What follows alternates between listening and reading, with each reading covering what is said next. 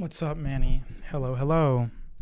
What's up, bro? Nothing much, bro. How's it going? What did you do this week? Did you watch anything? Yeah, I watched 80. This is an anime called 86. I watched the second season of it. Mm-hmm. I finished it. Sorry. It's okay. That's sorry. Yeah. Not too crazy. Um, I finished Peaky Blinders season 6. Mm. The dude, this season, like, the dude was gonna like kill himself, and then like he didn't at the end. Now next season's coming up. Oh, okay, cool. And I'm almost done with Haruhi Suzumiya. I'm almost done with that. Oh, really? Oh, man. I was hoping that I'd get to watch that with you, but okay. Are you enjoying it? Okay. Well, we'll talk about it one day, hopefully. I think, I don't know. You don't know? I think All right. I'll form my own opinion. We can wait. I'm not done yet, but I got 5 more episodes. All right. Um, We'll wait. but something so bizarre happens in this show. Like, Mm-hmm. Yeah. like I want to be it's surprised. I know. it's not like. Let me see. I'll see. There's 2 seasons of that, right? Mm. You're on the second season? I'm gonna watch. Yeah, I'm gonna watch the second season. Then I'm gonna watch the movie Mm, because the movie is higher rated than the show. interesting. What? Okay. I wish you waited for me. I wanted to watch that one. I don't think it's a. Worthy show for this. Yeah, I don't think so. Okay. Well, I'll check it out eventually. But in terms of things I watched, I mean, maybe it's more important that we talk about like the elephants in the room. I feel like we should just start with like the news cuz the the Trigun trailer. Did you see it? Yeah, what do you think about it? No. They did it dirty. Yeah. Mm, They changed his hair. they changed his hair. They did. He looks completely different. He Um, looks like he looks uh like a transgender.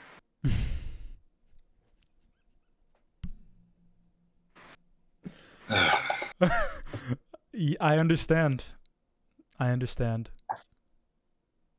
Yeah. Dude, if I had a voice, I would get canceled.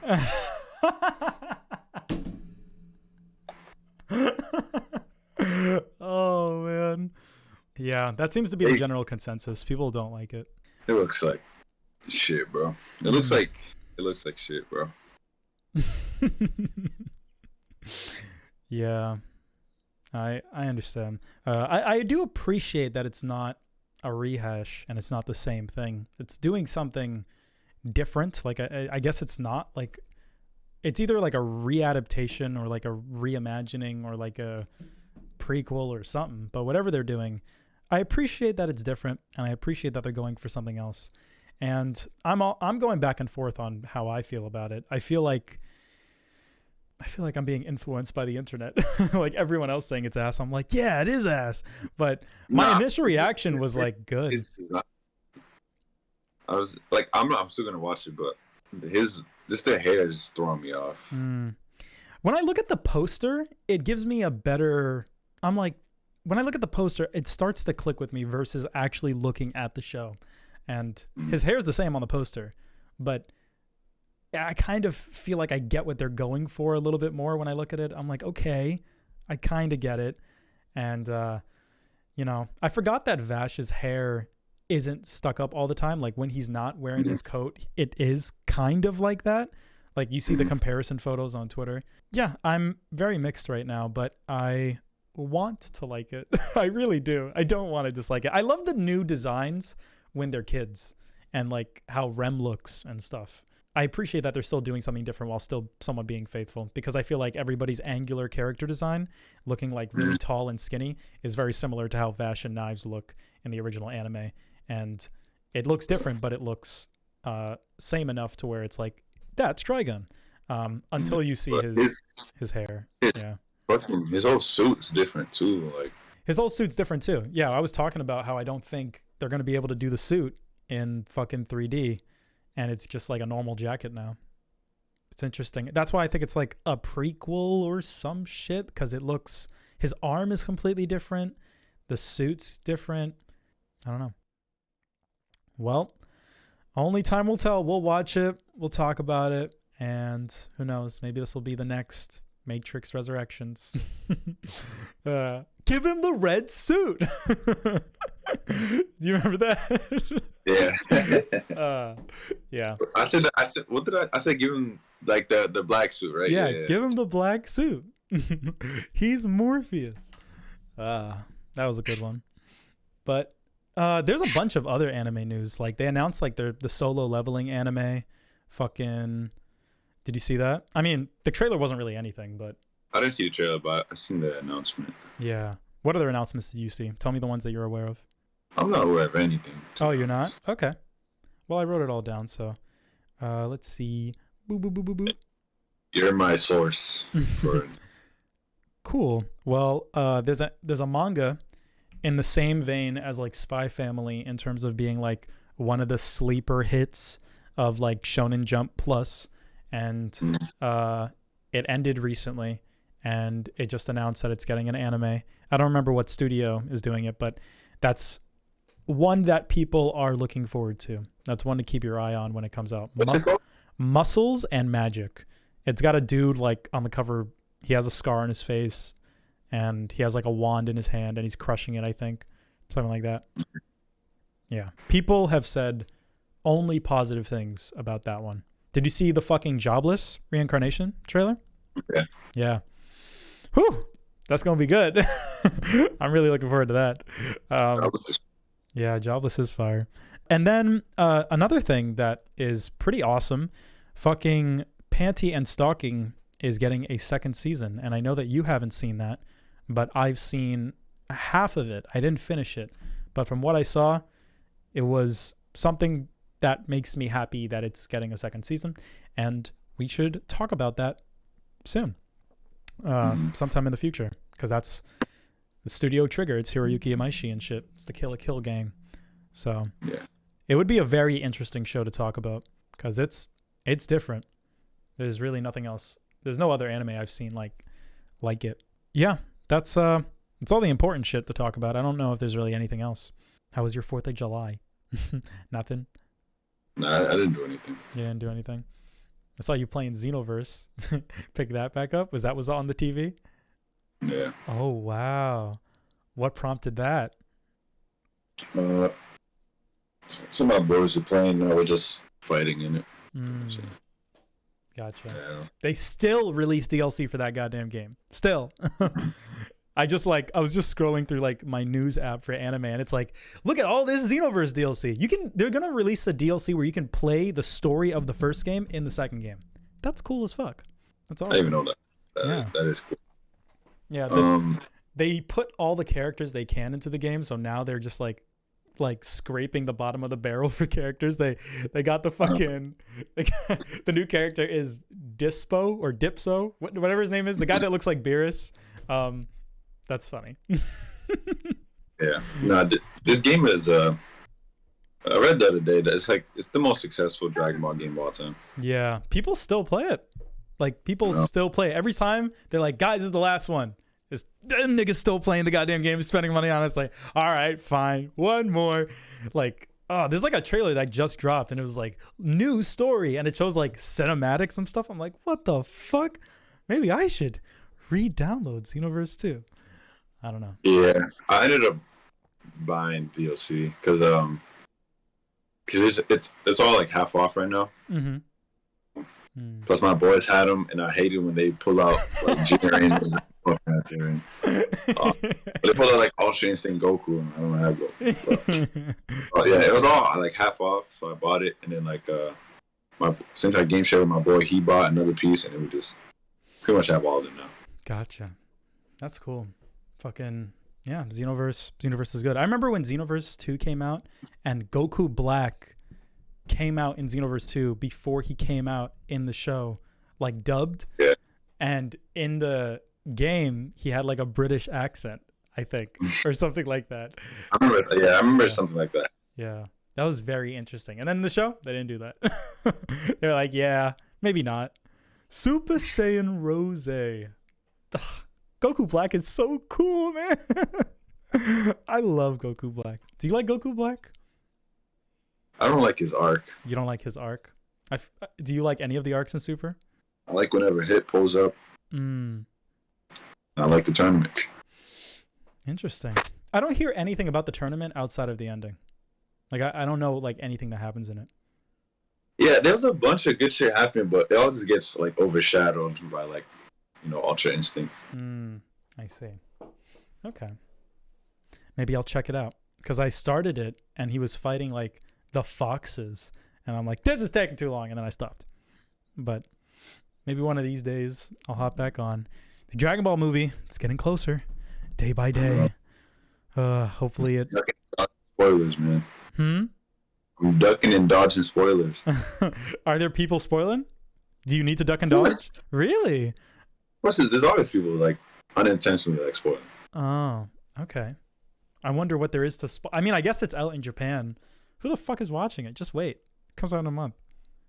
Dude, people love spoiling themselves. Yeah. People like want to figure, like they want to know so bad, and just like take away their own experience. Yeah. And be that one guy in the theater, like, yeah, so. Yeah. Dude, like the new Thor movie is coming out in 2 days, and I don't watch the trailers for the Marvel movies anymore because it's more fun when I go in and I don't know anything. But all my friends are like, yeah, bro, did you know like major spoilery thing from the comics might be in the movie? I'm like, dude, shut the fuck up. Like, I don't care if that's not officially announced.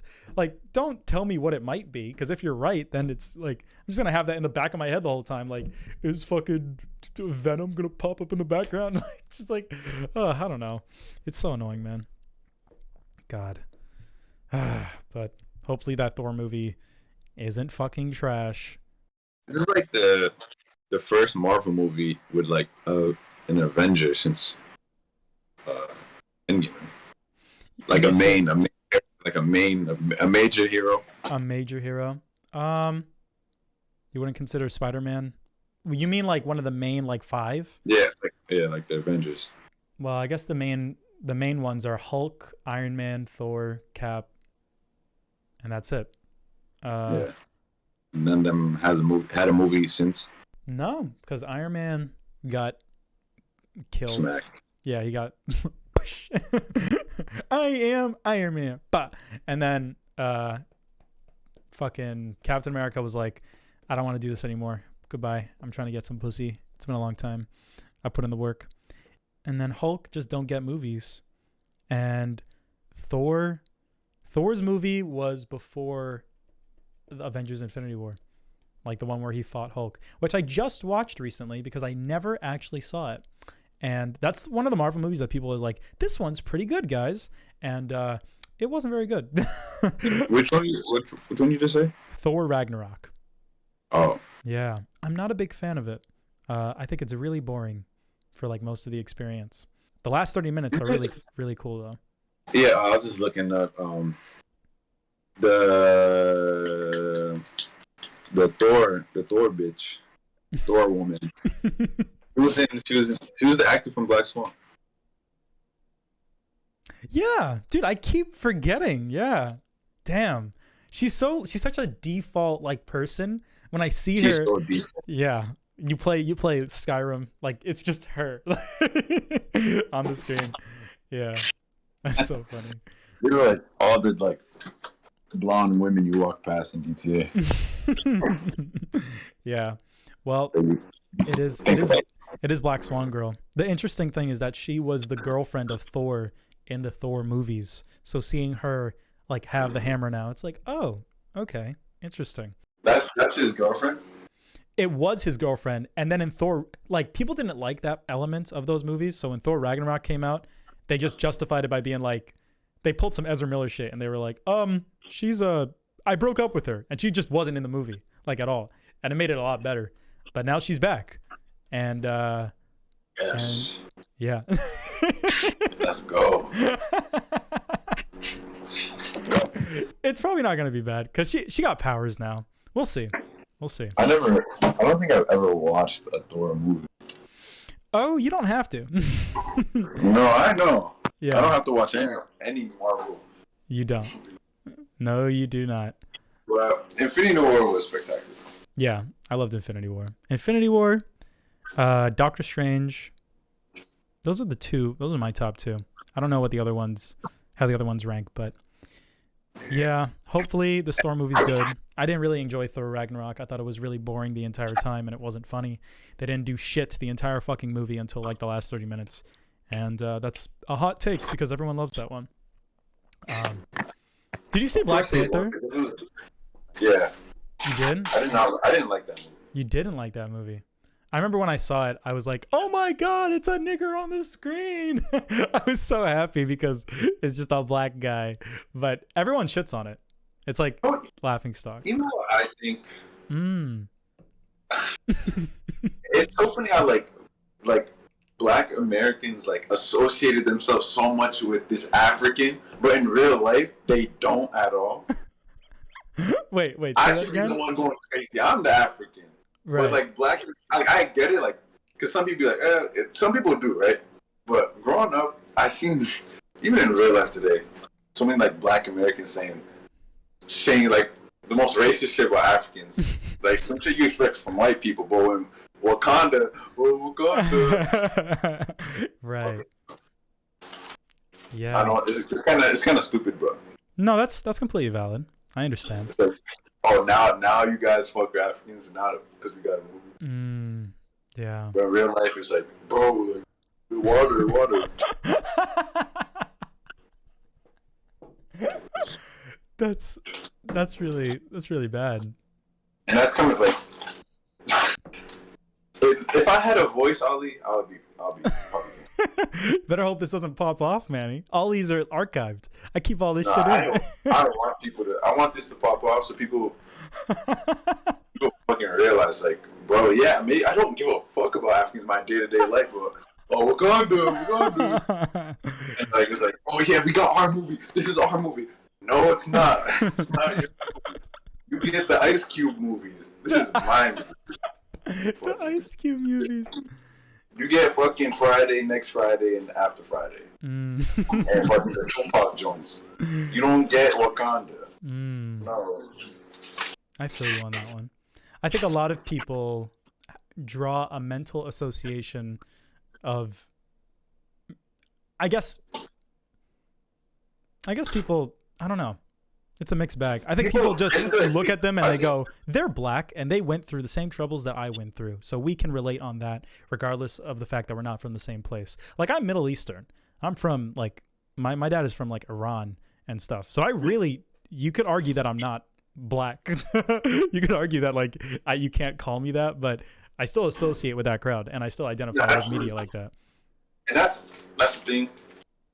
I'm not shitting on anyone that like likes the movie or like is proud of it, right? Because you can be proud because like black people is a black movie, but it's like I feel like the people were very possessive about it. Like this is mine. This is so like so insane, you know?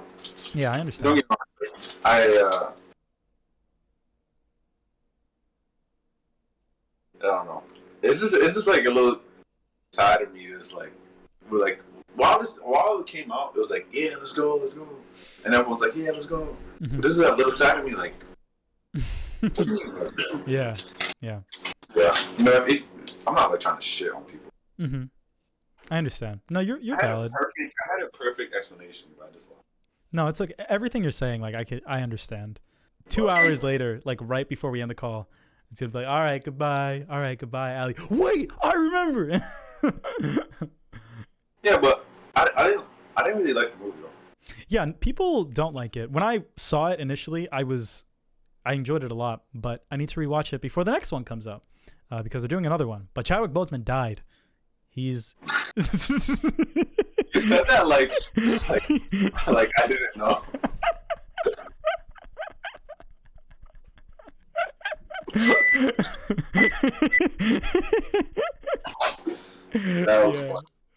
Yeah, he's I don't know.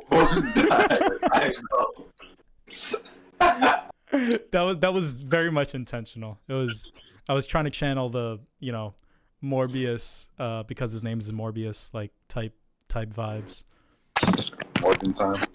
It's Morbin time. You see the video he did with that? Yeah, it was. What did you think of that? That was great. That was great. That was great from him. Yeah. Well, Fucking. people are saying that he killed the meme. Like immediately when he posted it, people were like, "Not funny anymore. You've ruined it." Yeah, but poor. Yeah. I thought it was funny too. Morbin time.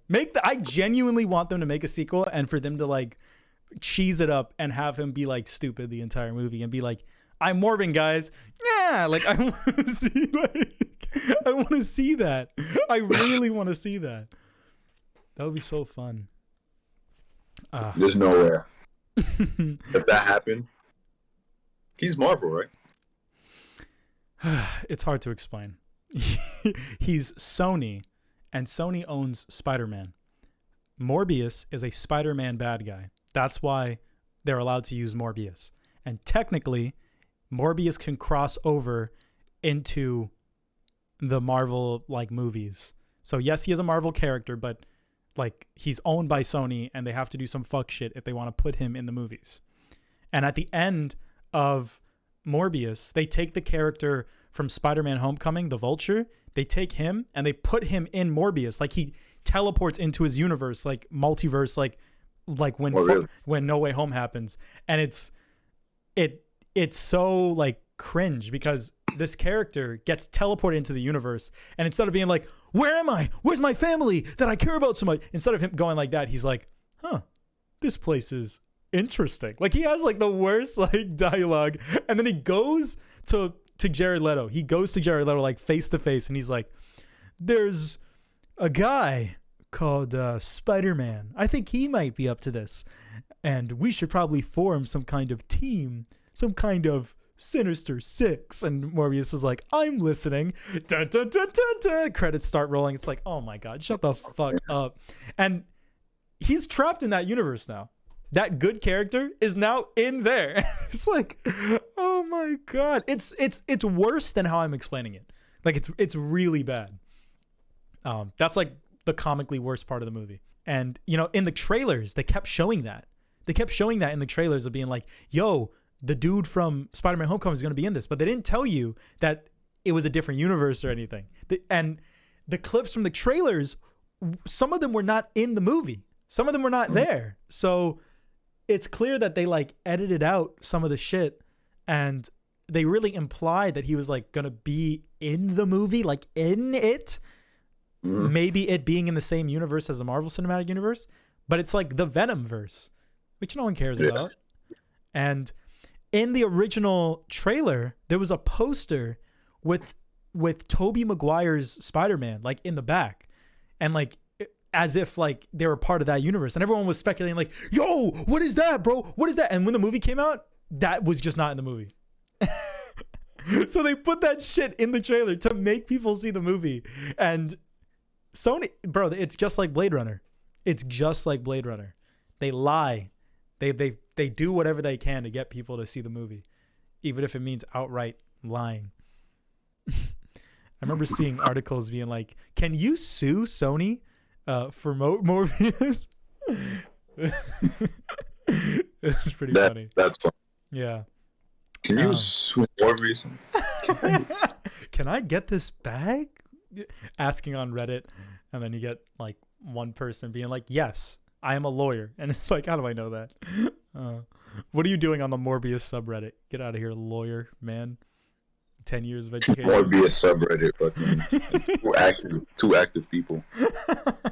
Did you know that? Did you know that there was a Morbius Discord server and they were invited to see the movie before it came out because they were in the Morbius Discord and it was like, "Come see the movie." I'm not even gonna get into it. It's so stupid. The Morbius Discord. Who made that movie? Like director? Yeah. He's the director when it comes to a lot of these, like, these are factory movies where a lot of it Absolutely. is a result of the studio, not of the director. So yes, there is a director's name there, but it oftentimes doesn't matter. It's just like Suicide Squad, where like this dude like made a whole movie and they're like, bro, we're just gonna change it. Like we're just not good, you know? So that's kind of how Morbius went. So the person who directed the movie, like he didn't really have a lot of sway or like control, and he was just kind of there. It's not like he made good movies before. I don't even know who he is, but it's not anybody that anyone knows. Some Randy. Yeah. Because like when these directors make these movies, even though like I'm not even talking about him, but when directors make a movie and it's like completely gets shitted on, it's a bad movie, right? Yeah. I wonder what they think. Like, yeah. I wonder what's going through their head. Like, they're either like, damn, no one understood my message. Yeah. Or it's like, oh, do they really think, damn, am I ass at this job? I wonder if they really think that. It depends on the movie. I think that when Suicide Squad came out, David Ayer is the person who directed that, and he was very vocal about being like, guys, I know the movie's ass and I know my name's on it, but that's not my fucking movie. Don't make fun of me. Don't point the blame at me. Okay, I didn't do shit. When when the Snyder Cut came out, you know, I think it had Zack Snyder's name on it, but like underneath like the curtain, like Joss Whedon, the guy who like does the Avengers movies. Actually, I don't think it was underneath the curtain. I think they announced that. But anyways, once again, Zack Snyder's name is there, but it's not really his movie, and there was like a lot of interference. So it's like it's tough. So sometimes the people are vocal being like, yo, that's not my movie, don't respect it, da da da da. Other times they really are passionate about what they create and they really do believe in it, and regardless of what anyone says, they will fuck with what they do regardless. Like, I know that there are people out there that have movies that no one likes. Like, I know some directors are like, yeah, I still love that movie.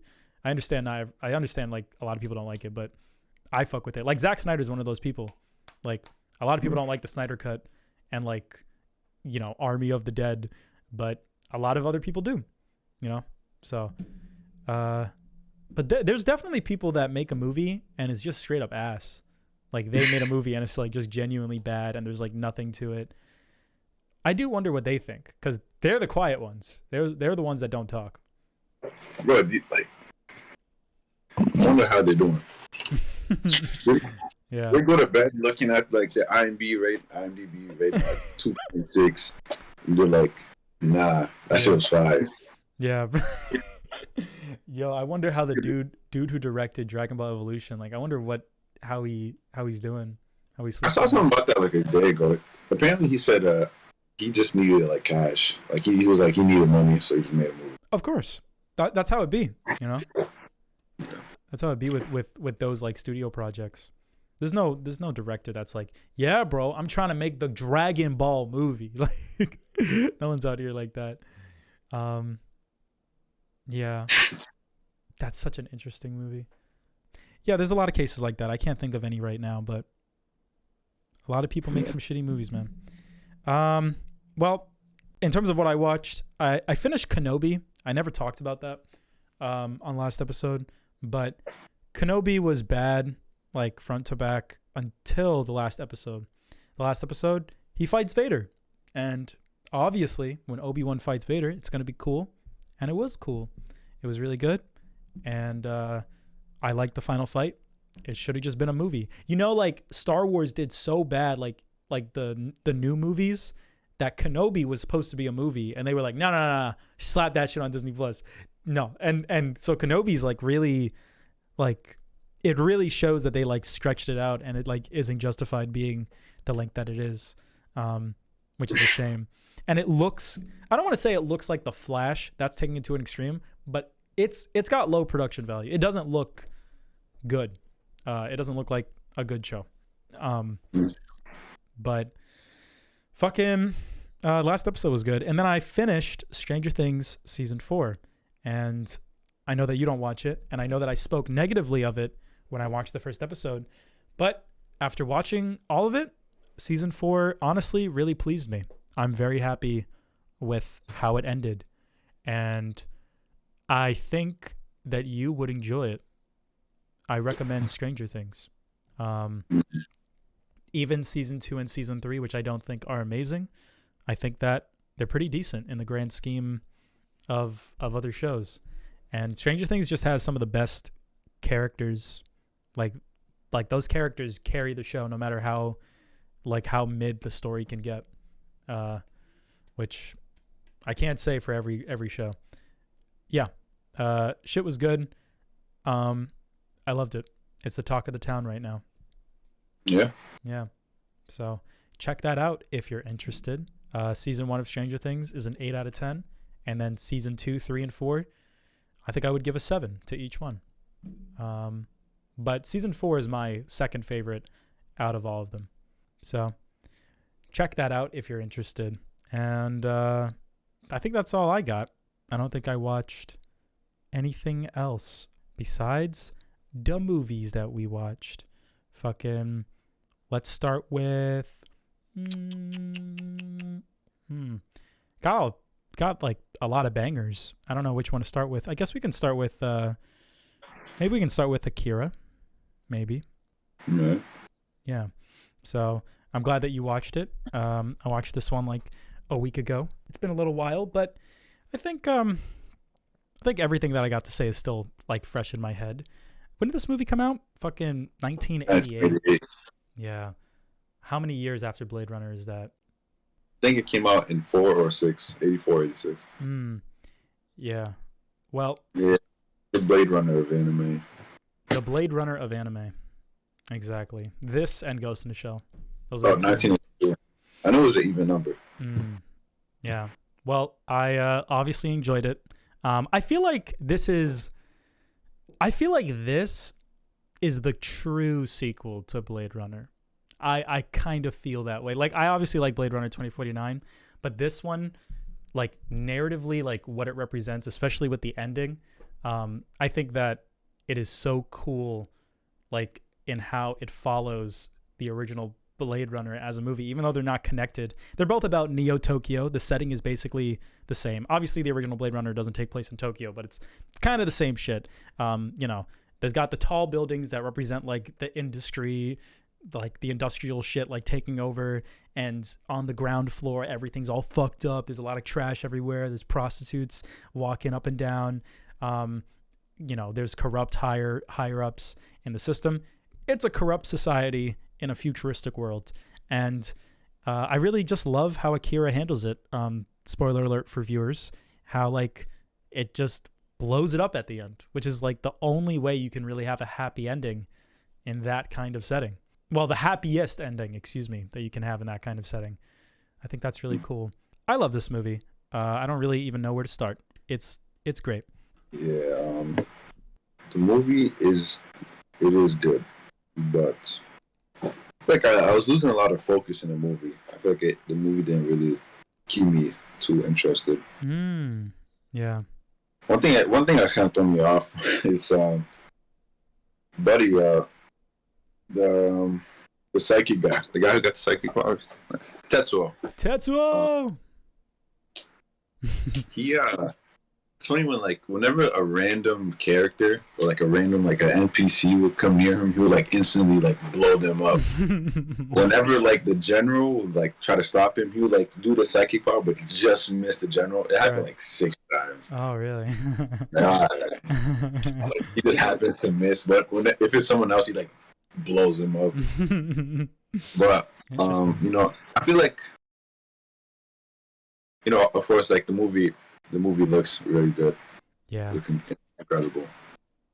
I love the backdrop of Neo Tokyo. The buildings, I like the backdrop more than the Blade Runner backdrops. Yeah, it's way more vibrant. It has much more character. That's what I would say for Neo Tokyo. It's a character in and of itself. The city. Like looking outside into the city, like the structures are just like massive. Yeah, I know. Like they're insanely. massive. It looks dope, and when you go into the streets and shit, and like it's all the lights, it's super vibrant, so super bright. It's like Neo Tokyo is really a character itself, right? Yeah. And they even went on the dirt bikes and shit. Not dirt bikes, on the motorcycles, and they go through the chases, and they go to like the slums part. Yeah. And like it's so like it's highly detailed, like just the trash, the garbage, like the road fucked up, the sidewalks are fucked up, all types of shit like that. So the backdrops and everything regarding to the city is like perfect. Yeah. And that's what I love about this movie. It manages to communicate like what this setting is like, what the environment they're in is like, and how it's affecting the characters and the story without really ever directly telling you. And I love that. It has the breakneck pacing of an 80s anime. Like it's just like Wicked City and Ninja Scroll, where it's like, we don't want to stop because this is an 80s OVA and we kind of want people to buy this on DVD. So like it's just like that, but it definitely has something more to say than that, and it knows how to say it while still having that breakneck pace. At least to me, the pacing is like really good because there's just always something new to see. There's always like a new place that they go to, and the characters, for me, I forgot how much these dudes are just like niggas, bro. It's just like, hey, bro, I got my girl. Like it's I love that they're just such a gang. It reminds me of us when in high school. It reminds me of like, you know, just running away from the teachers and stuff. And they got like you know, it's not just like, oh, that's just on the surface. Like that's woven into the story. Like that's the whole plot. The fact that they're like a crew and they're in like what do they call themselves? The capsules. They call themselves the capsules, and they fight the clowns, and they constantly bring them up throughout the movie. It's like a major part, and it really justifies like why Kaneda and Tetsuo are the way they are, especially Tetsuo. Tetsuo is like leave me alone, bro. Like I just think about Kyanjo. Like it just reminds me of him. Like I feel like if Kyanjo got superpowers, I genuinely like, no bullshit, I feel like he would be Tetsuo. Like fuck you, Manny, and you're like Kyanjo with your giant laser rifle. Hopefully he won't do that to me. Hopefully he does it like, he can fucking take over and do whatever, but hopefully he brings me up with him. So. Yeah, Kyanjo's not jealous of anybody. He loves himself too much. Yeah. Shout out to Kyanjo. Yeah, shout outs. Yeah, but you know, everything to the outfits are dope. Hell yeah. Even with this is just like the other movie we watched, Haine. I was saying Haine before, but it's Haine. Oh, okay. Thank you, because I didn't know. Yeah, it's like you see like they show like the rich areas. You see how people dress, blah blah blah. You see how like everything looks expensive and stuff, and then like they go to the slums, and then they go to outside. You look inside. So yeah, that shit's all dope. And what was you saying before we started talking about Kyanjo? I was talking about like the characters and how their friendships and shit. Mm-hmm. Yeah, it all feels genuine.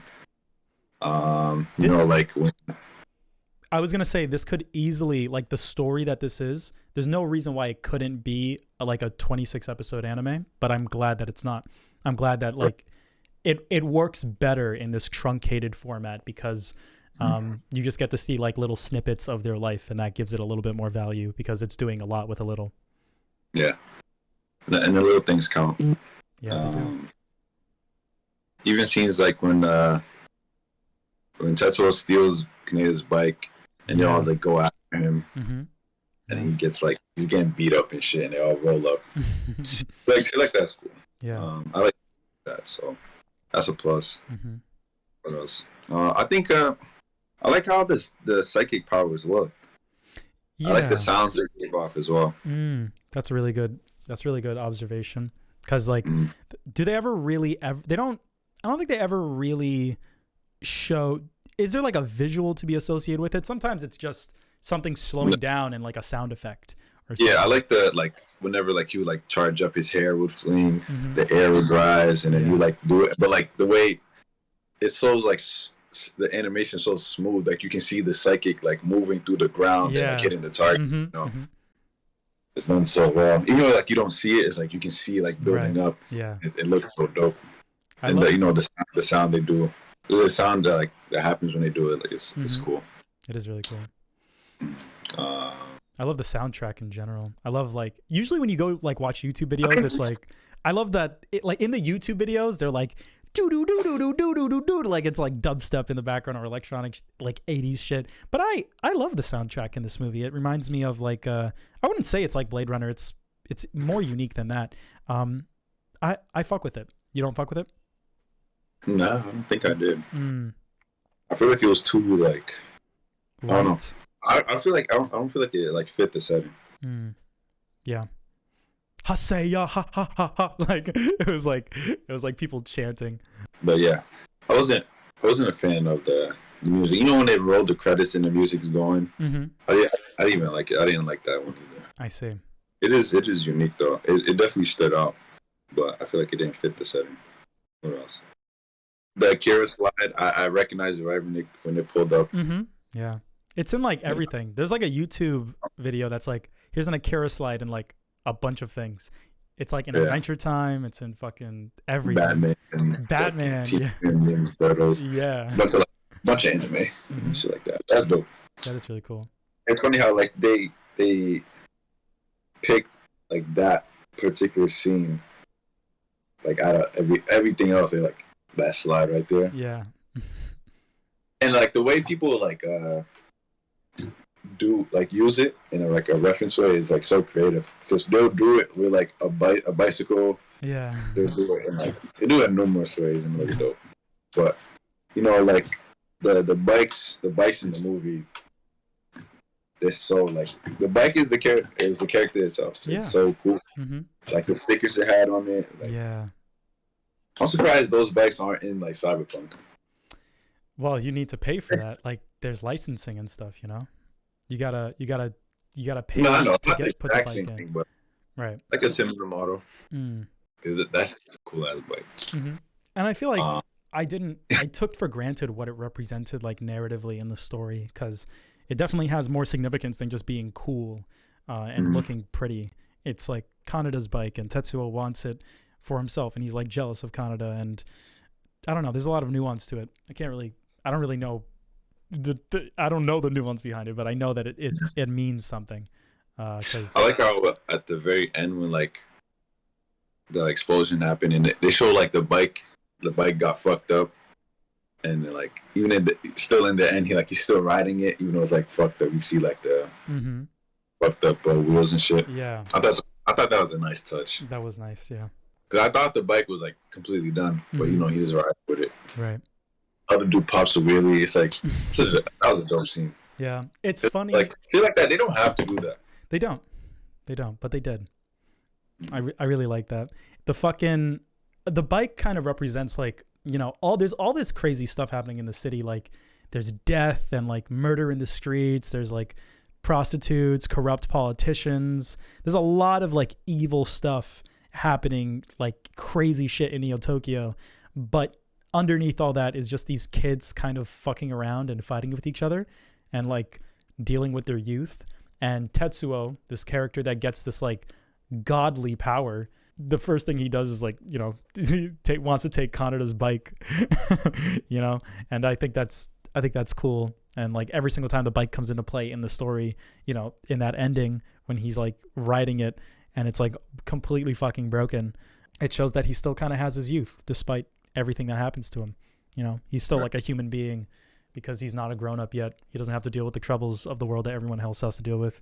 I love all of his dialogue with like the female character. I don't remember her name, but he's like, "Hey, you want to go out sometime?" It's cool. It's like I can relate to that a lot. Yeah, I feel like this movie is a lot deeper than I'm able to give it credit for. I can't really. There's like that speech in the prison where she talks about like the amoeba or whatever or however you pronounce it, and she talks about how like if an amoeba got like human intelligence, like what could it do as that? Like what capabilities, and I guess that's an analogy for Tetsuo, but it's hard for me to kind of draw that one-to-one. It's I don't really understand the comparison entirely. There's a lot about this movie that I wish I could take more notes on. I wanted to rewatch it, but I know Yeah, I couldn't really pick apart shit like that. Yeah. Yeah. Yeah, I couldn't. Yeah, it's okay. I was hoping that you did. You was gonna tell me. I was hoping that I did too. It's okay. We can always just watch it again one day. It's fine. Yeah. In the manga, they do explain all of this. And obviously I don't want to kind of cheat per se and like read the manga because I don't get the movie, but I was hoping to read the manga so that I could get a better understanding of what the movie was trying to say and stuff. But maybe we'll save that for the next time. I think if I were to say like what this movie is about, it's just about this city caving in on itself and the society like crumbling around itself, and Tetsuo and like the numbers are only the way they are, and they only come to fruition because of like the world being the way that it is. Like they wouldn't blow up Neo Tokyo if Neo Tokyo didn't suck and it didn't like put them in the situations that they were in. It's very similar to like Haine. Yeah, Haine. Excuse me. It's very similar to that in the sense that it just, these kids like kind of want to rebel, and they're fucking mad. They're not going to listen to the adults because the adults are fucking stupid. And I resonate with that. I do emotionally connect with that. That's why the explosion happens in the beginning of the movie with Akira. Like the explosion, like at the very beginning, that's Akira blowing up the world. And then at the end, it's Tetsuo, kind of. Well, I guess it's Akira, but I guess Tetsuo becomes the explosion because of Akira. It's really complicated. Yeah. One thing this movie does have is a incredible opener. Yeah. Even after the explosion, the movie still like has a great opener with all the bike scenes like in the middle of the game fight and stuff. So yeah, that explosion at the start is crazy. Yeah, I do kind of remember this movie, at least like in the beginning, like scene for scene, because they give you the intro where it shows them all on the bikes, and then it immediately after that you get like development of those characters by just watching them hang out and watching Tetsuo like chill with the little girlfriend, and like all of them like go to school and stuff, and then you immediately get the girl that was in the beginning of the movie. So that's why I say like it has like a good pacing, because it's constantly showing you the new shit. It's not wasting any time. But I think the message of this movie, based on the ending, like Tetsuo, he gets the ultimate power to like destroy Neo Tokyo, and Neo Tokyo kind of fucked Tetsuo over by like creating a society that didn't really help him, that kind of fucked him over, and he was only the way that he was because no one really wanted to help him out, and that's why his power unleashed, I guess. That's why he was like able to like blow up the world and turn into a giant fucking monster. And I guess at the end of the movie, Tetsuo himself turns into a universe. I guess that's the idea, when he like turns into the explosion, and then Kaneda goes inside of it and sees all of his memories. I guess the idea is that Tetsuo is the explosion, and then when the explosion converges on itself, Tetsuo just kind of like becomes a part of Kaneda. Like his soul, I guess, is in that, and his soul is just a part of Kaneda, and he lives through him now. And now they're going to rebuild Neo Tokyo, but with the memory of Tetsuo, and kind of built off of that empathy of trying to make a world where someone like him can live in without being upset. So there's a lot that I don't understand about this movie, but I do feel like I got the main point, and I think that's it. I think it's just about the youth of the kids. But yeah, not much else for me to say. I know that was very quick, but I didn't really take notes. I saw it in theaters. Well, yeah, this was just like the one that we squeezed in.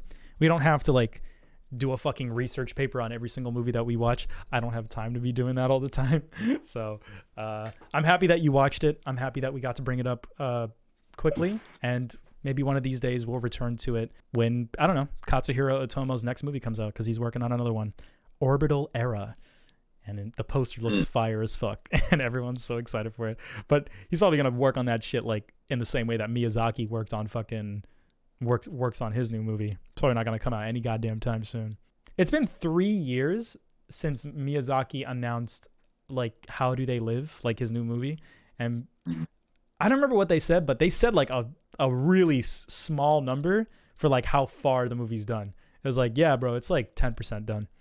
It's like it's been 3 years, and he's like, I know, he's old, and Miyazaki's like, bro, don't get excited for it. Like, don't wait for it. It's gonna take me a long ass time, like a long time. I don't know if he's gonna finish, but it's okay. Hopefully. Hopefully, yeah.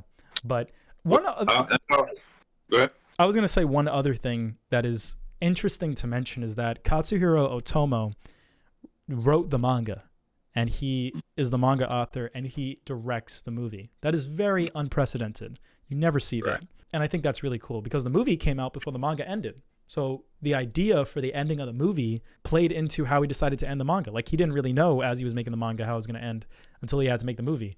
And I think that's really cool. I think it goes to show that the structure of this movie is not limited to like, I have to adapt it accurately. Like, because it was him, he was like, how can I make this work in like an hour and 40 minutes and have it not be ass? Like, you know, Fist of the North Star or some shit. And I think he did a great job.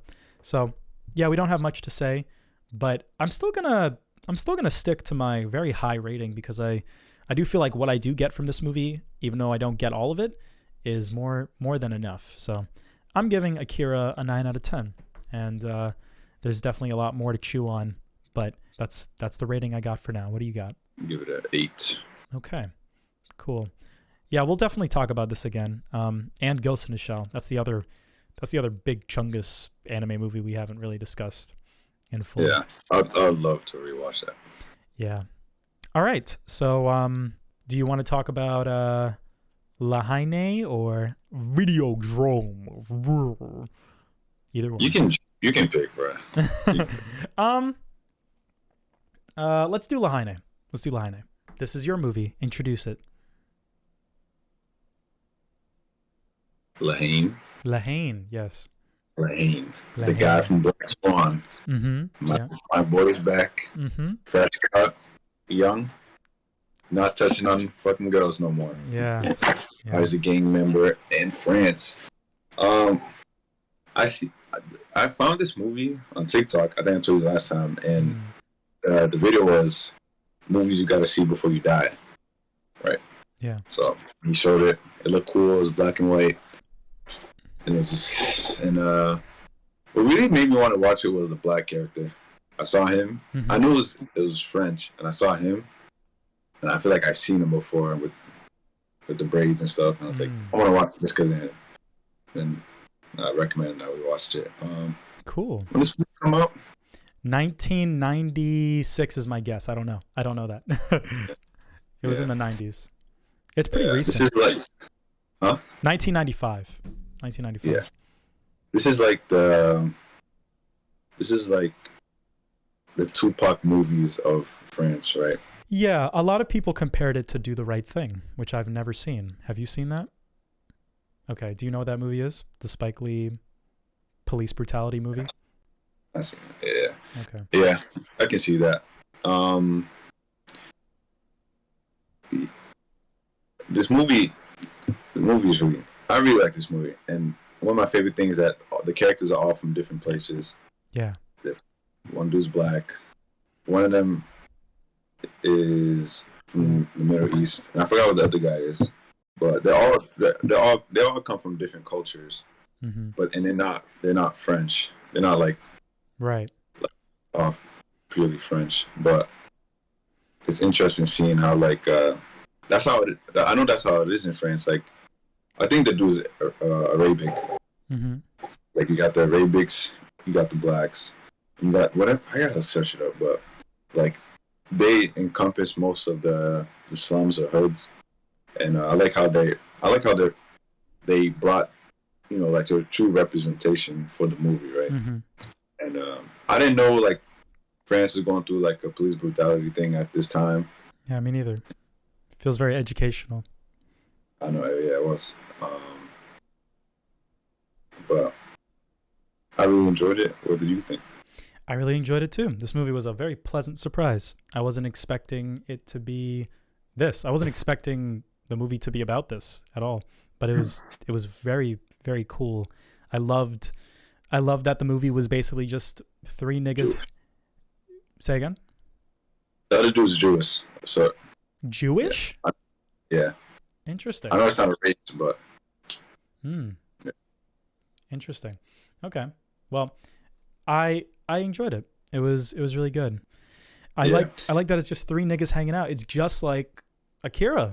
It's just dudes It's just like chilling and just vibing, and then shit goes wrong. it's just like Akira. Like they explore fucking. They go through the slums and they go to the rich areas like to Paris. You can just see the differences in the settings. Like you go to one of that boys' houses, it's all like small, cramped, packed, and like near the end of the movie, he goes to like that mansion place. And they're all just like, Yeah. they go to like that art gallery thing, whatever, and like they clearly don't fit in with the crowd. Right. And then they act out because that's like the fallen society thing has like made them like this, Right. to like act out like in that sort of way, and then like everyone's just looking at them crazy, and then the dude close the door and I forgot what he says. I think he says It put a smile on my face, whatever he did say.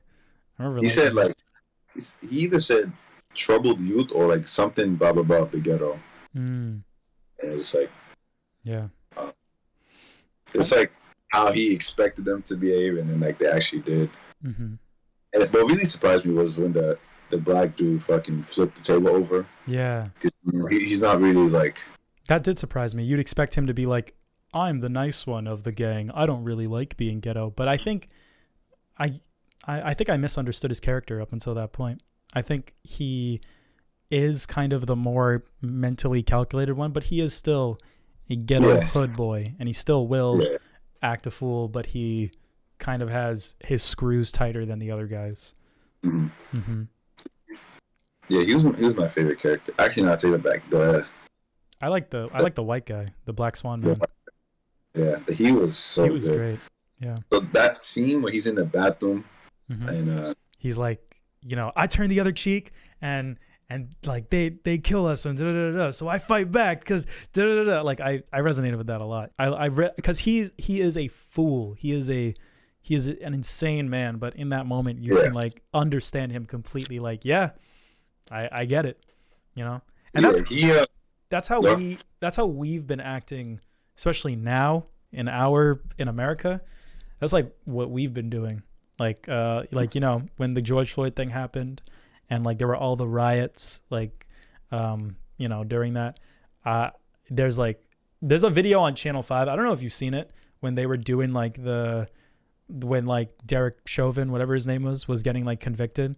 There's like a Channel 5 video, and oh my God, it's like I knew when Andrew made that video, I knew he was like, yo, this shit's amazing, bro. This is gold. He's like in front of a burning building, and there's like a black guy like there, and he's like, this is how we feel. This is how mad we are. That's all I gotta say. And it's like one of the coolest like shots in like any of his videos. It's so fire, literally. The building is like on fire in the background, and you can say whatever you want about like, oh, you guys are delinquents. Like, you guys need to do peaceful protest. This is counterintuitive. Look, it's working. All right. We did that. And I think things are changing. And, if we really want to continue this conversation, like, not saying that this is a 1-to-1, but there was like another like mass shooting like yesterday. And, when, let's just say when things are taken to the extreme, when things happen over and over again, you got to make your voice heard. You got to let people know that you're not going to put up with this shit. Tetsuo blew up the entire fucking city because everyone was pissing him off. and this guy was about to blow the brains off a cop. But he's not Tetsuo. He doesn't have superpowers. He just copped a gun off a copy. Yeah. Yeah. He was a great character. That scene when he's in the bathroom and he's like talking to himself. I learned off Force Majeure how like they do the camera work for these scenes. Well, not Force Majeure didn't do it, but I learned off watching a video about Force Majeure. Like they got a stunt double, that like a skinhead. Like the camera is like behind him, the stunt double, right? Because it looks like he's talking to a mirror, but then like when he goes to spit in the sink, like the camera goes into the mirror. So now, like, you think it's like you should see the camera behind him, right? Right. But there's technically no mirror. There's just a square, and now it's the real actor. Really? Oh, yeah. Wow. So, Yeah, I learned that a little film Magic. camera. Yeah. Yeah, it's really cool. That's really Because cool. you would never you don't notice it because the stunt double looks just like him when he comes up. The camera should be behind him. It's cool. But that scene when he's just like he's like hyping himself up in the he's like that was like crazy. He's like what'd he say?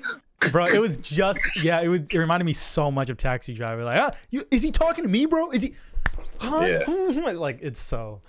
Yeah. But it's just in French, and he had like such like childish like expressions, like his face. He was like,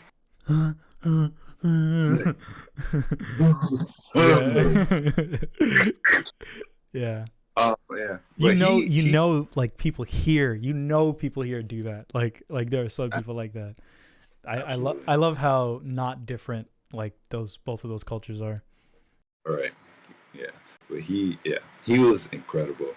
But with him, he got the gun. He's been frustrated because his boy was in the hospital. He got the gun.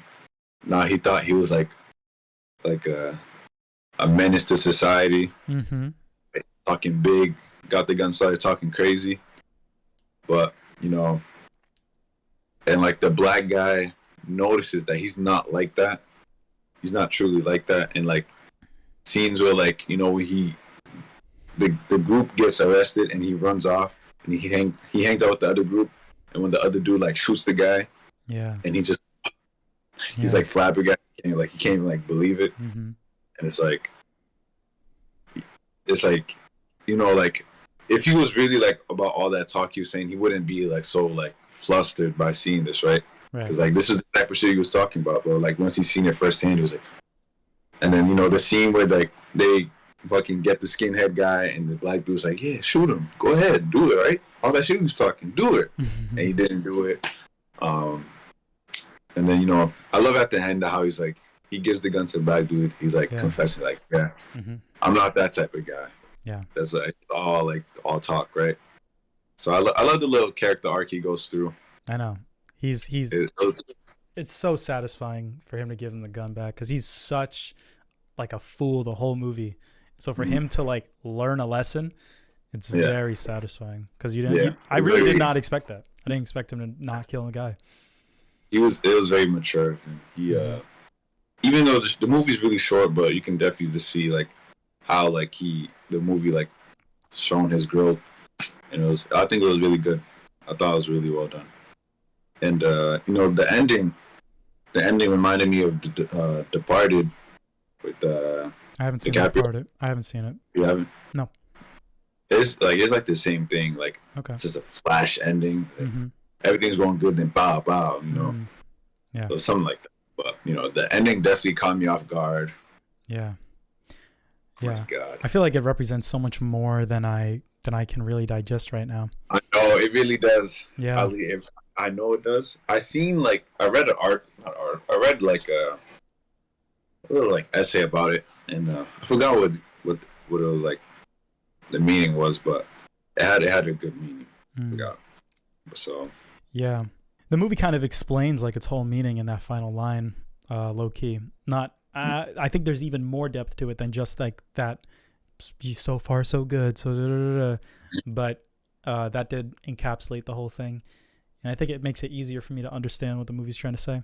Basically, just like it's exactly what they say in the ending. Society is telling itself so far so good, things are going fine. Like things are obviously bad, but we're not really doing anything about it. A lot of people are trying to do something about it, but they know like deep down that it's not going to change anything. And you only really want to make a real change once you land, once you fall. Yeah, it's like I feel like you kind of hit the nail with the whole society thing. Yeah. It's like even though like the character went through this whole growth, he matured, you've seen him mold throughout the whole movie, like society didn't like grow with him. Yeah. Society still like held him back. It was a cop who killed him, right? It was a cop. Yeah. Yeah, and it that was like confused it's crazy. Me at first. I didn't know that it was a cop. They dressed very normal. Yeah, but he, you see him grow throughout the movie, and you know now you're happy for him, right? You expect him to make some changes, right? Mm-hmm. But then like it's crazy how like a person of authority, Right. like is the one who just took his life, you know. Yeah. So it's like society has like catching up to do. Society has like growth to do on its own, and just because you grew out of it doesn't mean it's like gonna grow with you. Right. It still like suck you back in. Mm-hmm. I feel like that's kind of what I took away. I was actually very sad at the end. Me too. I was devastated. Yeah. And you know, I think his name's Hubert, the black guy. Hubert walks up, points the gun at the cop, and it's like the whole like arc that the dude went through now is being like recycled with the fucking black guy. Yeah. Now he's like fuck all that shit, right? Right. And then the other character, you know how the movie starts, like it starts by the gun sound, and the other dude like opens his eyes, and the movie starts. Now it's like how in the ending closes it. Now it's like another story will begin, just like this one. I thought that was really well done. Yeah. I also think the way that they said the line in the beginning, where like they don't say the society part, but they say the so far everything's good, it's how you land. Maybe they said it that way because you're going to watch the movie through the perspective that it's talking about the characters. So when the character goes through the arc and he like, you know, comes out the other end and quote unquote lands on his feet, maybe, right? You know, like someone else, you know, falling down and being so far so good kind of like fucked him up in the end. And then you realize, oh, this is a result of society at large. Yeah, that's really cool. This is just like the amoeba thing you were talking about in Akira. Like they had that little thing in the bathroom with the old guy.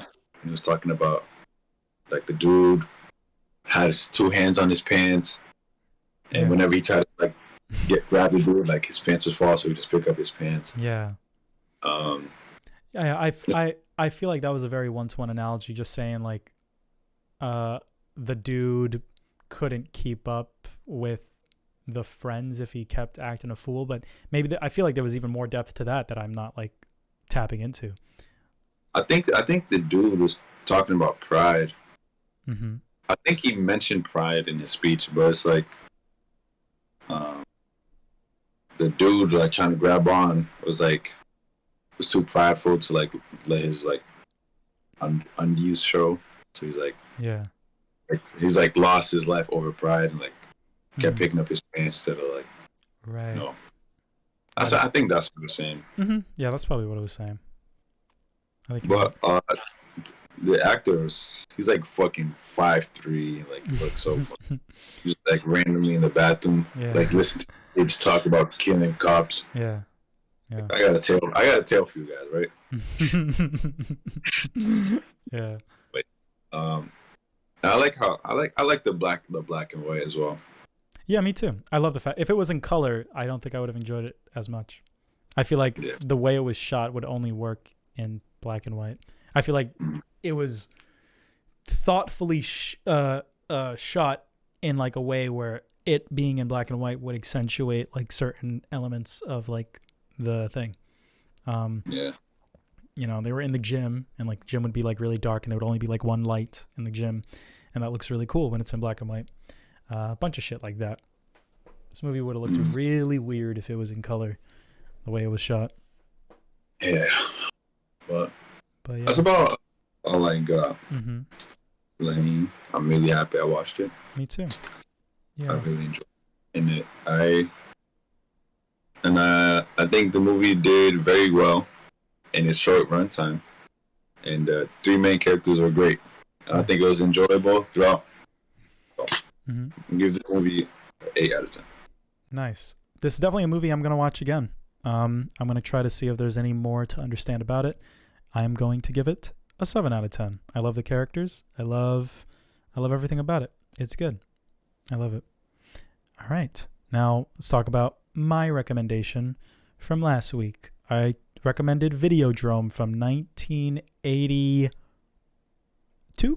A lot of 80s movies. Well, no, Haine was not 80s. That was 90s. But yeah, I recommended this movie because I saw it last week. In the week that we went to go see we went to watch like Force Majeure and Pancreas, this movie was a movie that I was going to see in the theaters. And I've heard about this movie for a long time. So this is a movie that is, you know, it's got status to where like people still talk about it despite it coming out a long time ago. And I didn't want to take the risk on a movie I didn't know anything about, so I just recommended Force Majeure. But immediately when I saw this movie, I was like, fuck, I wish I recommended this to Manny. I feel like this movie, the reason why I recommended it is because it reminds me so much of fucking Satoshi Kon. It is, in my opinion, it's just like Paprika. It's talking about like, you know, media and how it affects us and perception and like, you know, what it does to us at the end of the day. And it's so crazy because this shit predates all of that. Like this comes before Perfect Blue. And when I watched this movie, I was like, obviously Perfect Blue and Paprika, they have, from a filmmaking standpoint, they have stuff that's much more like, oh my God, that was a great transition and da-da-da-da. There's so much more interesting like filmmaking at hand in those movies. But in Videodrome, like the concept is fully fleshed out, no pun intended, the same way that it was in Paprika.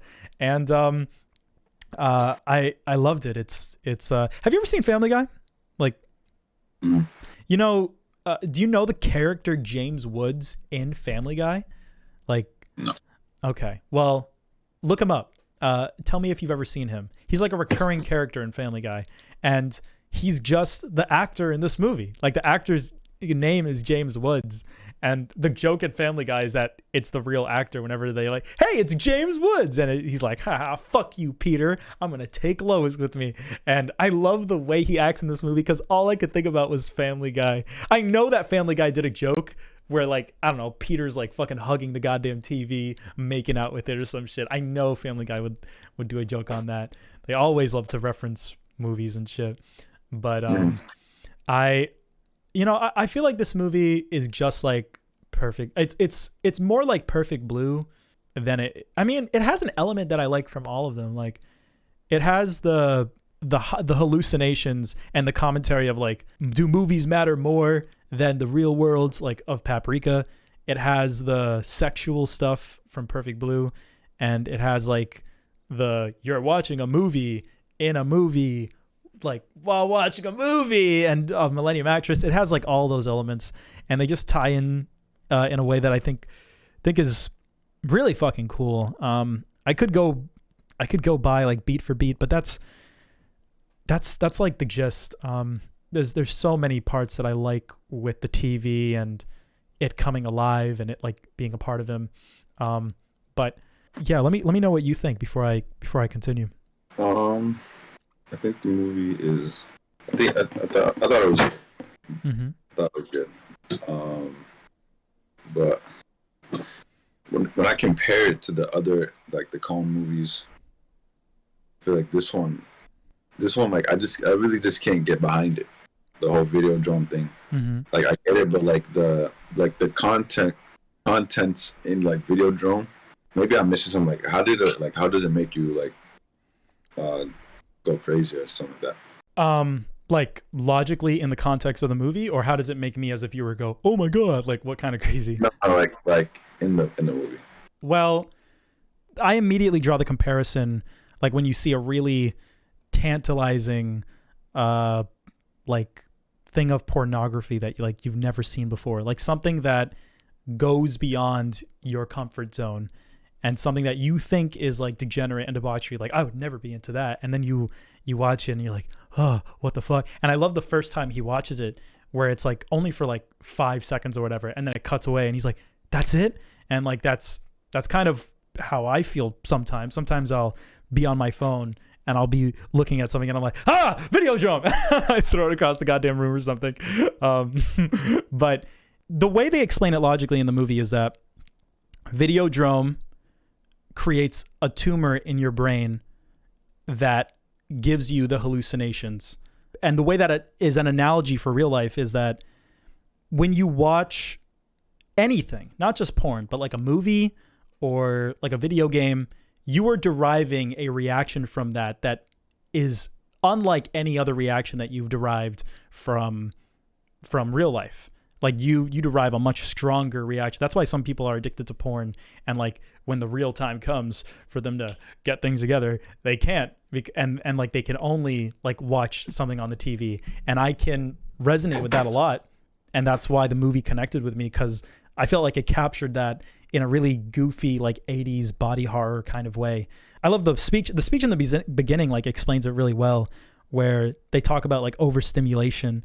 She's like, do you think that this stuff is affecting society negatively? The girl's like, well, you know, we live in a very overstimulated world. I don't necessarily think that, you know, people, when they watch Mortal Kombat, they're going to do Mortal Kombat, but people are into this stuff because it's very tantalizing, and they just consume it constantly, like all the time.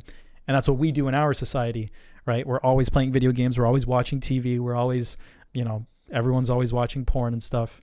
And some people can't get out of it. And Videodrome is talking about how it's just going to take over your life, and how it's going to encompass everything you do, and you're not even going to know the difference. Like, I've had my shameful like arcs where I'm like addicted to porn, and it's just like how they show it in this movie. Like, I know the hallucinations are like really extreme and out there, but it gets to a point where like you go back into the real world, and there's like this weird sense of clarity, like, oh yeah, this is what it's like to like be around other people and be in like a real life setting. But when you're in Videodrome mode, like your brain is only wired to fuck with like videos like that and stuff. And that's kind of what happens to him. And I like the way they explain it with like the tumor. And then the guy's like, it's not even a tumor. I think it's just a new part of the brain. It's like we're evolving like mentally. That's kind of the idea behind it. And that's why I fuck with the concept so hard.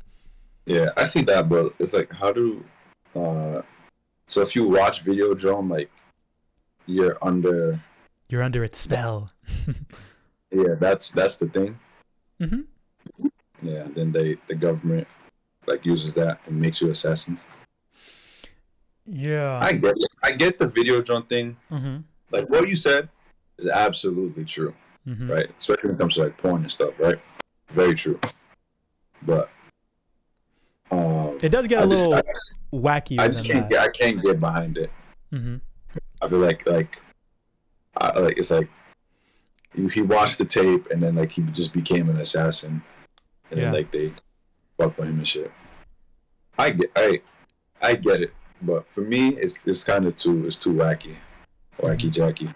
Yeah, it is very wacky jacky. It reminded me a lot of like Wicked City and like Fist of the North Star, and I really fucked with that kind of tone in a live action setting. Did you notice that like the vagina chest was in Wicked City? When I saw that, I was like, oh my god, that's what they did. That like Wicked City already did a reference to like The Thing, like the movie The Thing, and that was very clearly like in Wicked City, like a reference to this. And I'm like, oh my god, like that's so cool. I was so happy to notice that. And I immediately was like, when did Wicked City come out? When? I gotta find out. And it came out after. So that's so dope. Yeah. I feel like everything apart from like the wacky shit, mm-hmm. I feel like it's really cool. Yeah. Like this movie is so 80s. You know, when he shoots the guy and the wall bursts.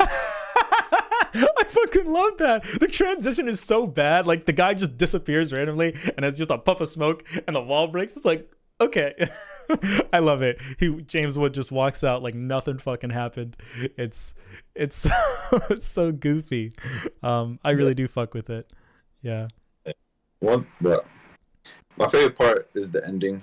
Mm-hmm. With the TV thing, because I saw an explanation and they were saying it's like, yeah, I love the ending. It was like he fell victim to the Videodrome, right?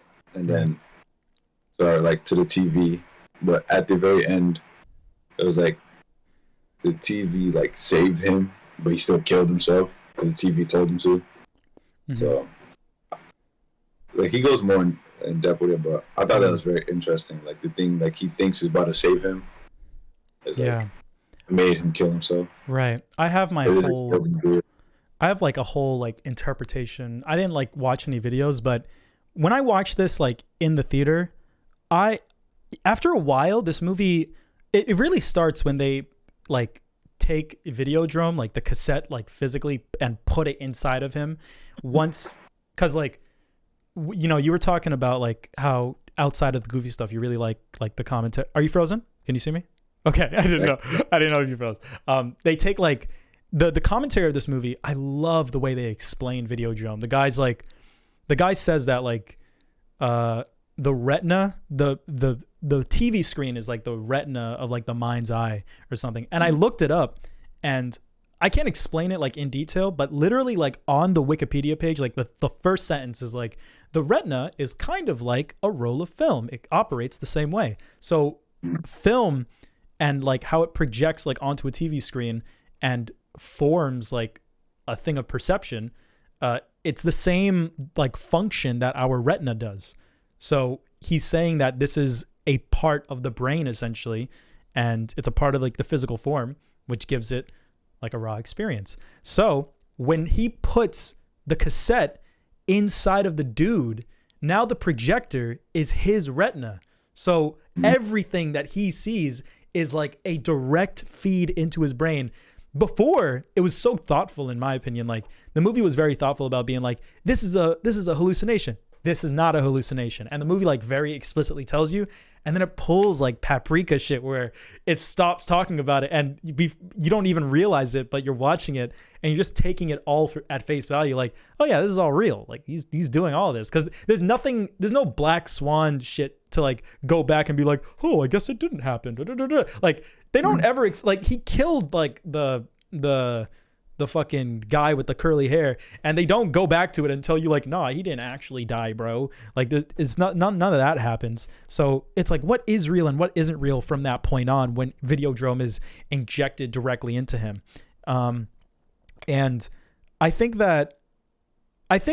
what changes is that narratively because Videodrome is directly inside of him, now the part of his brain that hallucinates, that is into like the, you know, pornographic, like extreme stuff, like he has this new level of perception that is like unleashed fully. So the guy, when he's like, I'm going to put Videodrome inside you and you're going to listen to more of my orders, he's like, no, I'm not. And he just turns his hand into a grenade. And that's how he gets that power to like do whatever. And like, because Videodrome gave him those powers. It gave him that new part of his brain. And in the ending, when he's like, yo, long live the new flesh, like I'm going to ascend and I'm going to become something much bigger than Videodrome, much bigger than my body. I'm going to go into like a different plane of existence. I genuinely sat there. I don't know about you, but I sat there expecting there to be more to the movie. I genuinely thought like there was going to be like 30 more minutes and we're going to watch him. They're going to present it in some cool way, because like the movie doesn't really make sense visually anyways. So they're going to present it in some way where he's going to be fighting Videodrome without even having his body. So when he kills himself and the credits roll, I was like, that's it. Like I was like, what the fuck? But when he kills himself, the movie's over because he died. He does not ascend. He doesn't get crazier like and go into like a different dimension or whatever and actually defeat Videodrome. Videodrome won. Videodrome beat him at the end of the movie because he was in his hallucination and he believed that he like grew out of it, and he believed, or and this was the thing that blew my mind. I was like screaming in the car like 3 a.m. I was like, oh my god. Like the Videodrome is a cassette, right? Like Brian Oblivion, who is the old man on the TV, he's sitting there being like yo, fucking I like, even though I'm dead, like I consider myself to be immortalized in video form. Like, so he had the tumor, he had all that shit happen to him, and he decided that he was going to like live on the cassettes in that kind of way. And that's what's happening to the main character. The movie is called Videodrome, and the main character's life, his cassette is the movie that we're watching. That's at least my perception. I don't know what the video UI said, but when I found that out, I was like, oh my God, this is Videodrome. And it works. It works so much because the hallucination that you believe in the second half of the movie, that you don't even ask yourself, like, is this real? Is this not real? You literally think it's all real because the movie's not telling you that it's not real anymore. The fact that you start to believe it in the same way that he starts to believe, like, the hallucinations that he feels, like the TV's talking to him and he's like whipping the girl, but he's like in the TV room, whatever the fuck they call it. That literally happens to you because you believe that the fake shit is the real shit. It's like, bro, it's 5 head. It's 5 head. It's so like, oh my. That is crazy. Yeah.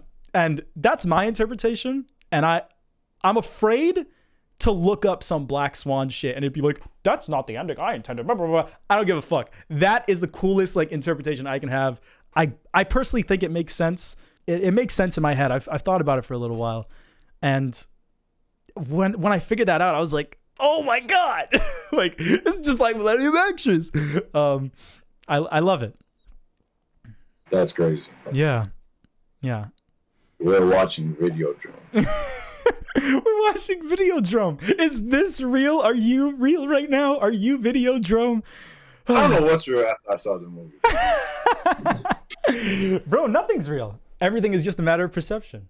That's what they said. Your retina is just a movie, Manny. Your brain is just a movie. I am not here. Watch me grow antennas. I am not real. I am a figment of your imagination.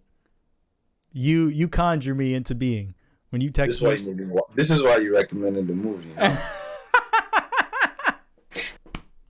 I am Brian Oblivion. Face reveal. Then you just like the retina is the like start talking like him. Like, you see, Manny, what I've done here is shown you a glimpse of Videodrome. Dude, that's exactly what I did. Oh my God. Oh my God. Dude. Oh my God, bro. This like, oh my God. Oh, dude. Bro, I love it, man. I love it so. I'm obsessed with this movie. That ending is so fire. It's even fire. Both ways, it's fire. Yeah. What's your way? Your way is insane. What's the other way? What's the other way? Like, what was the one you were saying? Like he fell victim to a Videodrome. He still killed himself. Yeah. That to me was still great. Mm-hmm. But this ending you brought up was that's crazy. Mm-hmm. I love when movies do that. They make you like that's what Perfect Blue did to me. I was like, oh my God. Yeah, exactly. That's how you know a movie's great. Mm-hmm. Yeah. That's amazing. It connected with me in every way because I love like 80s, like I love cheesy bullshit like that. Like I really do love the tone of like Wicked City and Fist of the North Star. I love the tone of this movie. I just love he like shoots the guy at the end of the movie and he's like, "Death to Videodrome, long live the new flesh," runs away. The guy's like, "Ah!" Like, it's like, what the fuck is even happening anymore? I love that. And I really love this movie. I love like practical effects, you know. I think they all look awesome. Like the guy, like the bubbles coming out of him. I'm like, damn, that looks so cool, man. Yeah, I really liked it. That's the general gist, bro. That's the dilly and dally, man. That's what I got. Videodrome. Yeah. Videodrome. This is a movie where like just to run it back real quick, because the movie isn't telling us what's real and what's not. It's like you're saying like we fell victim to like Videodrome. Yeah. Because we don't know. Yeah. That's yeah. There was one part of the movie that like resonated with me so hard. Like when he's first watching Videodrome, before he even really knows that it like causes hallucinations and stuff, it's Brian Oblivion talking on the cassette. When she first gives him the cassette, he's like, "I need to talk to Brian Oblivion," and he's like, he only talks through cassettes. Here you go. And he plays it at home, and Brian's talking, and he's explaining like the retina and like perception and da da da da da, and he's like, and because a film is basically just like the retina, it emerges as raw experience, and it comes off as if it's real. And then he goes, Max, but his audio is not digitized like he's coming from the TV screen. They changed the audio to sound like real life. And I had the same reaction the character in that setting is having, where I'm like, that's real. Obviously, it's not real to me because I'm watching a movie, but it does feel real because I'm watching it through his character, because Videodrome is Videodrome. Like, it's so good. I love this movie. I really fuck with it. This is a movie that, there are some movies that I deliberately hold off on watching because I know they're gonna be like 10s for me, like American Psycho, Taxi Driver, da da da da. This is a movie that I was like, it's whatever. It's gonna be like maybe a 7. This is one of like my favorite endings like I've ever seen in a movie. It resonates with me so much. It connects with me a lot, and I don't know if I want to give it the 10, but the ending and what the movie represents, like thematically, right here, it's a 10 in my heart. It's a 10 in my retinas. It's a 10 in my retinas. So you were brainwashed to give it a 10. Yeah. yeah, I was. You know what, Manny? That's so fire. I love that you said that. I'm just gonna give it a 10 just because you said that. People are gonna be like, why'd you give it a 10? And it's like, bro, because I got Videodrome, bro. It Videodrome me into giving it a 10. You give him a cassette, a Videodrome. Yeah, bro. Oh man, imagine if you actually own a Blu-ray of this movie. Like, that is video. Like, you're holding it in your hand in the same way that the dude, like, and it's like fleshy and going it's great. Yeah. That's dope. You definitely made the movie better. I'm glad I did. The only reason I recommended this movie was because even if you didn't fuck with the tone, I had to talk about how I connected it to like Perfect Blue and stuff. It felt way too important. Like, I wonder if Satoshi Kon saw this movie. There's other pieces of media. Like, there's a book called The Double. I think it came out like even before this, that inspired like, I think, Satoshi Kon and Darren Aronofsky and stuff. But this movie definitely is running. Videodrome is running off of the same logic as Perfect Blue, where it's like, is this real? Is this not real? I don't see a lot of movies do this. And I thought that Black Swan and the Satoshi Kon movies were the only ones. But I'm happy to say that there's another one that joins that pantheon. And I'm happy to say that I enjoy that one a lot. You know, I got to kind of hold off on it. I got to give it a 9 for now. I want to give it a 10, but I'll show some restraint and I'll give it a 9. And it's going in my list of possible 10s. That's what I'm going to give Videodrome. What do you give it? I'll give it a 7. Good. All right, Manny. That is it. Very concise, very quick. I love it. Thank you. Thank you for doing this. I appreciate it. Now, what do we have for the next one? You got an anime or a movie? I'm going to recommend a movie. Yay. I'm going to recommend City of God. City of God. Where have I heard of that one before? Yeah, I've been wanting to see this movie for years now. There's a lot of movies called City of God. What year? 2002. Okay. You got like I think has like a super high rating on. But I've been meaning to watch this for years. Yeah, there's a social media site called Letterboxd, and it's basically like IMDb, but you can like follow people and stuff. And Letterboxd has like a top 250, just like IMDb does. And on Letterboxd, this is number 24 on the top 250. Haine on Letterboxd is number 31. Yeah. I never heard of either of these movies before. These were neither of these were on my watch list. So yeah, I'm excited. Check this out. City of God, 2002. It's on HBO Max. Interesting. All right. Yes, sir. Cool. Nominated for 4 Oscars. Wow. This is an American film? No. No. It's in Brazil. Nice. On I'm some, coming in with all the foreign shit, man. yeah, please do. Please do. That's what I like to see. That's what I like to see. Yeah, we've been going foreign 3 episodes in a row. We got the Korean, France, now Brazil. Yeah. But I don't know. I don't know if it's just in Brazil or if it's like, or if they like, are they speaking Portuguese? I don't know. I don't know either. Because usually when a movie is like foreign, it'll get nominated for like best foreign film at the Oscars. Yeah. But this one got nominated for best picture, but best director, best writing, best cinematography, best editing. Come on, if it's got all those things, just give it best picture. Yeah. I mean that qualifies. Yeah. It must have been an insane year in 2002. Yeah. Yeah. What won? In 2002? Toy Story. Toy Story. Yeah. Beautiful Mind. Beautiful Mind. Yeah, that won best picture. I've never heard of that movie. Who's that actress? Jennifer Connelly? Where have I seen her before? Oh my God, where have I seen her? She's in Top Gun. She's in Top Gun Maverick and Requiem for a Dream. She was the Nina of Requiem for a Dream. I've never seen that. It's from the Black Swan, man. They have the perfect blue shot in that movie with her. She's the one doing it. Yeah. She's the one in the tub going, ah! But yeah, dude. Okay.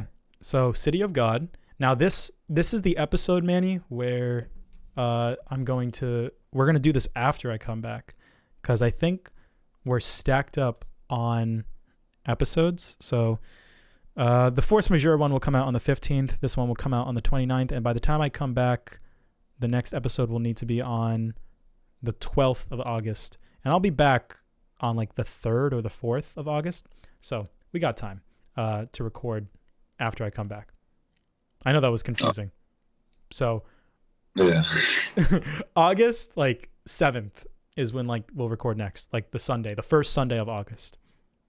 Like August? So we have a whole month? We have a whole month. Yeah. Do you want to do a show? Well, we might as well fucking stack up. Yeah. We might as well stack up. Month? We might as well stack up, bro. We might as well stack up. You want to do like more than one movie? Absolutely. Okay. I want to watch 7. I never watched 7. I've never seen 7 either. Let's watch 7. Boom. 7. Cool. I guess I'll recommend something. When you say stack up, you want to do more than 3? I don't know how that's going to fit in the little picture. Mind you, I am going to be like on trip doing shit. So I don't know how much time I'll have, like, so I can't do like a Katana Gatari like type thing. Yeah. So yeah, I feel like go ahead. I'm not doing the anime because the anime I'm gonna be watching from now is gonna be like anime I have on the side while doing it. Okay. That's what I'm doing with Suzumiya. Gotcha. Okay. Well, let's see. So I'm not gonna recommend no like shows I think they're gonna be like bangers anytime soon. Gotcha. Okay. Well, the next episode, the Force Majeure episode, will come out on the 15th. So that's like the week of like the 1-year anniversary of the podcast. But we're like getting really close to it. We're getting like dangerously close.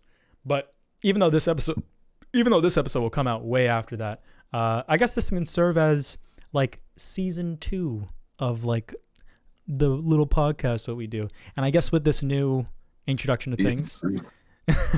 Yeah, I know. A lot of things have changed, man. A lot of things have changed. Your do-rag has changed. Now it's pink. Pink do-rag. Episodes are now about movies. They're more concise. I like the way that we, like this episode, like the way we did it. I like the way we did it because I don't have time to be like writing a fucking thesis on like every goddamn movie that we watch. So it's okay to hop on and not really to have anything to say about Akira, not really to have like much to like talk about, like fully formulated. And we can even do 2 movies if we feel like we don't have much to say about like if we feel like we don't have like a 3rd movie to pick or whatever to like save time. So, and we're gonna veer away from anime. We're not gonna be obligated to recommend anime every episode. At least I won't. So that's those are the changes. And then in the very hypothetical that this pops off, if people do end up watching this and we do like get an audience, I would like to do like Q&A as like a section. I don't know if that's ever going to happen, but in the off chance that it does, be prepared for that if you're interested, because I think that would fill out like the extra section after the movie talk. We have our ramble that we talk about the movies, and then Q&A. That's how I would want to do it. But yeah, that's all we got. So I'm gonna recommend a third one. I'm gonna recommend. This will be a good movie to start season 2 with. All right, I'm gonna recommend Battle Royale, directed by Kinji Fukasaku, from 2002, I believe. That's gonna be my recommendation. 2000, from 2000. Isn't this like the first Battle Royale? Yeah, and that's what people say. People say that this is where the term Battle Royale comes from.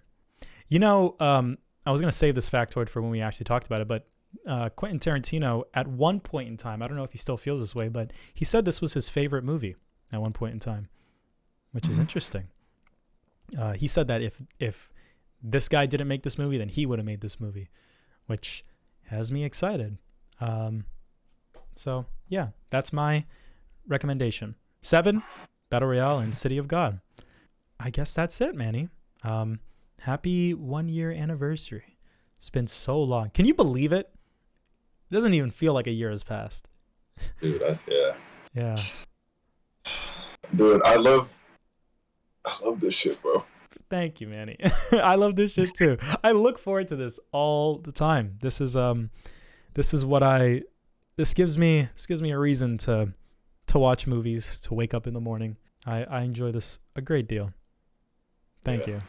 Thank you. I love having it. Like, I love having like the episodes I have on the list like recorded. Yeah. Do you ever go back and like listen to them? I listen to what we have to say all the time. No, I haven't gone back yet. It's gonna be cathartic when you do. You're gonna be like, wow, I forgot what I said about da da da. I remember like so many things that you said and so many things that I said, like so many things ingrained in my head, especially the way you said it, like fucking wear the black suit. Like I just it's so good. I need to go back to the Baki episode. We talk about Baki a lot, man. There's so much Baki talk. But I must be a fan. Yeah. All right. I guess that's it, bro. It's going to be a month till the next time we see each other. You're getting back in fucking October. That's so soon. Wow. What are you doing for this vacation? Or whatever you do? I'm going to Fantasia Film Festival in Montreal, Canada. So I'm going to be... So the city's like operating the same way, but all the local theaters in that town are going to be running like early screenings of movies that aren't out yet. So I'm going to be watching a bunch of shit that I will be watching with like a bunch of other people that are going to the festival, whether they live in Canada or they're traveling from like out of state in the same way that I am. And hopefully everything goes well. Hopefully nothing goes wrong. But yeah, that's what I'm doing. There's going to be, I have to like buy the tickets and stuff, so there's no guarantee, but hopefully I'll be able to see the new Masaki Yuasa movie. That's like the main anime thing. And fucking Hideaki Anno, he's got Shin Ultraman coming out, like a live, Ultraman? Like, he's got like live action Ultraman dropping, and that's going to be great. So, and then there's a bunch of other shit. So I'll come back with a lot of stuff and some anime to talk about. Yeah. All right, Manny. See you in a month. Do you got anything else? That's it for me. That's it for you. All right, bro. Thank you very much. I appreciate you. And I will see you on August 7th. Write that down in your little calendar. Gotcha, bro. August 7th, Sunday. All right. All right. Yeah. Thank you, Manny. All right. Bye-bye, homie. See you, bro. Deuces.